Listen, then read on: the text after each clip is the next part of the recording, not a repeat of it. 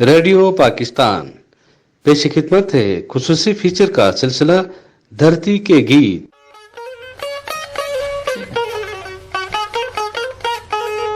پاکستان کے مختلف علاقوں میں بولی جانے والی زبانیں جہاں ان علاقوں کی فکری رویوں کی اساس ہوتی ہیں، وہاں زبانیں ان علاقوں کی معاشرتی و سماجی پس منظر کے ساتھ ساتھ اصناف ادب و ثقافت کا بھی احاطہ کرتی ہیں۔ یہ زبانیں مختلف علاقوں کے اندر موجود تہذیبی ماحول، اجتماعی مزاج، روایات اور اقدار کو بھی سینہ بہ سینہ نسلوں اور زمانوں کو منتقل کرتی ہیں۔ گلگت بلتستان میں جہاں ثقافتی تنوع موجود ہیں، وہاں لسانی گوناگونیاں بھی ہیں۔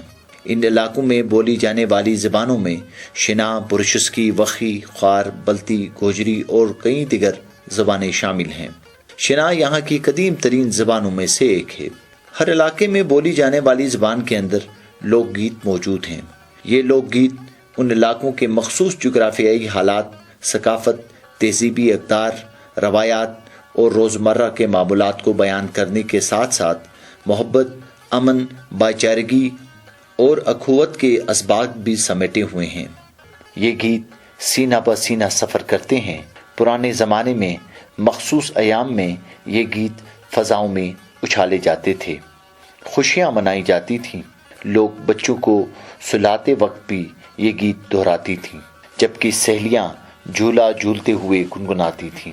گلگت بلتستان کا پس منظر چونکہ ملک کے دیگر حصوں سے مختلف ہے، اس لیے یہاں کے لوک گیتوں میں جو استعارے، کنائیں اور تشبیہات استعمال ہوتی ہیں وہ مقامی ہونے کے ساتھ ساتھ اجنبی بھی ہیں۔ جب ہم نے یہاں کے لوک گیتوں کے بارے میں معروف دانشور محمد امین ضیاء سے پوچھا تو انہوں نے کہا، لوک گیت ایک ایسی اصطلاح ہے جو قدیم ہونے کے ساتھ ساتھ جدید گیت کو احاطہ کیے ہوئے ہے۔ مثلاً وہ موسیقی یا گیت جو زبانی حد تک محدود ہیں اور عوامی ذہنیت کی عکاسی کرتے ہیں۔ ہم اسے لوک ورثہ بھی کہتے ہیں، جو سینہ بہ سینہ نسل در نسل منتقل ہوتا ہوا آیا ہے۔ ان شاعروں نے شنا لوک گیتوں کو عروج تک پہنچانے میں بنیادی کردار ادا کیا اور جدید شنا شاعری کے لیے میدان ہموار کیا۔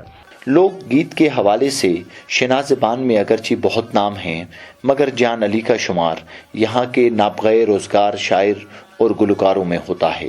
تقریباً 4 دہائیوں سے ان کے گیت اور دھنیں یہاں کے لوگوں کی سماعتوں پر اپنی راجدھانی قائم رکھے ہوئے ہیں۔ ان کے گیت گیت نہیں بلکہ فہم و ادراک و دانش کے رنگ ہوتے ہیں۔ ایک زمانہ تھا کہ جب لوگوں کے پاس تفریح کا سامان صرف ریڈیو ہوا کرتا تھا۔ لوگ جان علی کو سننے کے لیے مقررہ وقت پر ریڈیو کے گرد جمع ہوتے تھے۔ جان علی کے اگرچہ اس حوالے سے کئی گیت معروف ہیں، لیکن یہاں ان کا جو گیت پیش کیا جا رہا ہے وہ گلگت میں زیادہ سنا اور پسند کیا جاتا ہے۔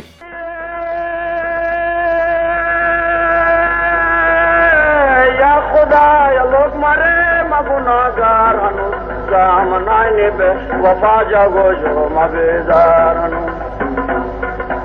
یا خدا یا لوگ مارے مگناگار۔ وہ کہتے ہیں، اے اللہ میں مرنے کے لیے تیار ہوں، کیونکہ زمانے کے لوگوں کی بے حسی کی وجہ سے میں تنگ آ گیا ہوں۔ موت آنی ہے مگر موت کا وقت معلوم نہیں۔ اس شفاف دنیا میں نے جو چاہا وہ مجھے ملا نہیں، اس لیے ایک مسلسل بے قراری ہے کہ جب میں اپنے آخری سفر پر روانہ ہوں گا تو آپ سے پہلے اجازت بھی لوں گا، مگر سفر کے وقت کا ہنوز کوئی علم نہیں۔ ان لوک گیتوں میں یہاں کی مٹی کی خوشبو بھی رچی بسی ہے۔ سنتے ہوئے ایسا گمان ہوتا ہے کہ یہ کسی شاعر کا نہیں بلکہ آپ کی اپنی آواز ہے۔ یہ لوک گیت ہمارے ادب کے شہپارے ہیں۔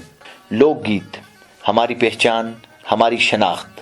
ضرورت اس امر کی ہے کہ ان گیتوں کو آنے والی نسلوں اور زمانوں تک محفوظ بنانے کے حوالے سے مؤثر اور اہم اقدامات ضروری ہیں، تاکہ آنے والی نسلوں کو اپنے ادب، اپنی ثقافت اور تاریخی رویوں سے روشناس کرایا جا سکے۔ ابھی آپ فیچر سن رہے تھے دھرتی کے گیت۔ تحریر و آواز احسان شاہ، پروڈیوسر خورشید احمد خان، پیشکش ریڈیو پاکستان گلگت۔